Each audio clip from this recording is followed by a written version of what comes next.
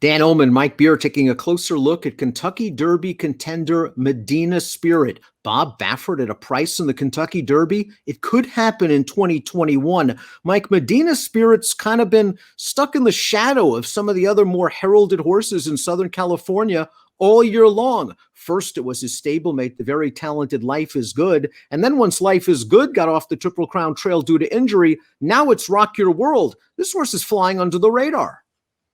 Yeah, a little bit he is. You're right, Dan. I mean, that's going to happen when you're, only 2 for 5 in your career with only, one Grade 3 stakes win on the way into the Derby. So I'm not surprised that he's flying a little under the radar, but this horse might also be a little underrated. But the Grade 3 stakes race that you're referring to, the Robert B. Lewis, a race we'll take a look at right now, was a really game performance from Medina Spirit. He's down on the inside, and he controlled this race from the start. You're going to notice that the number 4 in this race, Hot Rod Charlie, is going to finish third.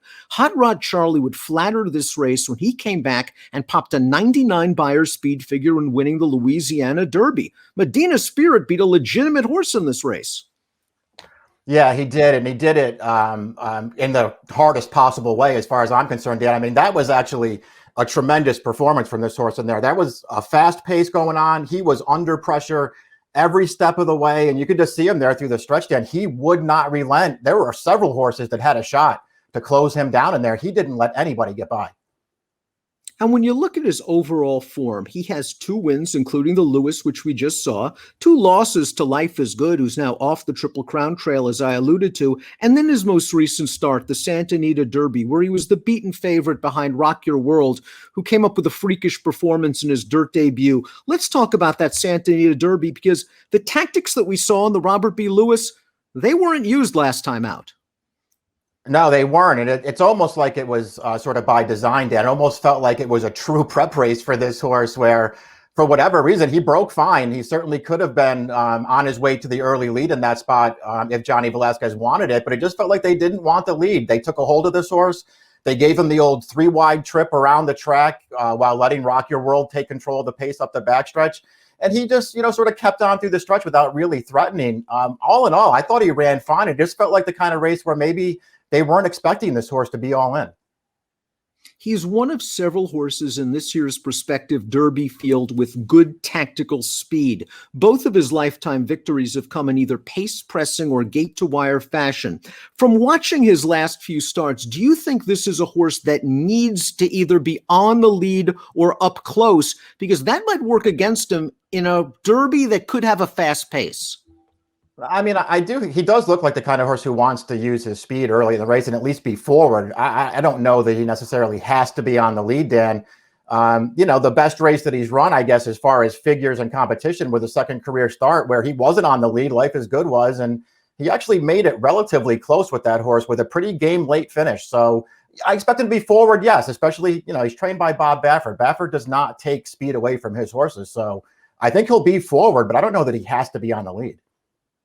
He doesn't have that blue blood pedigree, more blue collar, no Curlins or Tappets here. He's by Protonico, who I think was a hard-hitting Todd Pletcher-trained older horse. When you see this pedigree, and I know that pedigree handicapping's kind of been out of fashion in the Derby the last few years, do you think this horse is more of a miler middle-distance type than a true classic contender? I'm not going to look at him that way yet. I mean, obviously, he still has to prove that he can get a distance of ground. So we'll see if he ultimately does that. But overall, I mean, ever since his debut, all of his races are around 2 turns. I personally think he's run well every single time. I don't see why the distance would get him beat.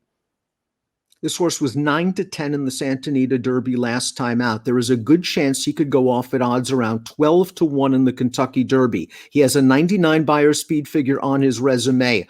At 12-1, is he an attractive betting possibility? And would you consider him to be among the upper tier of contenders this year? Oh, definitely. If you can get this horse at over 10-1, I don't see why you would necessarily argue with that, Dan. It feels like kind of a wide open Derby. And you mentioned he has a 99 Beyer. I mean, I feel like, and I want to say among the top 20 horses right now on the list, I want to say 9 of them have a top Beyer speed figure between 96 and 100. I mean, it's a group of horses that are very well matched on the way in. So obviously you want to be looking at horses at better prices. An evenly matched group, maybe Baffert's wizardry, puts a horse like Medina Spirit over the top at a price. Never off the board from 5 starts. He's beaten the Louisiana Derby winner. He's an interesting, kind of under the radar contender for the 2021 Derby. He's Medina Spirit.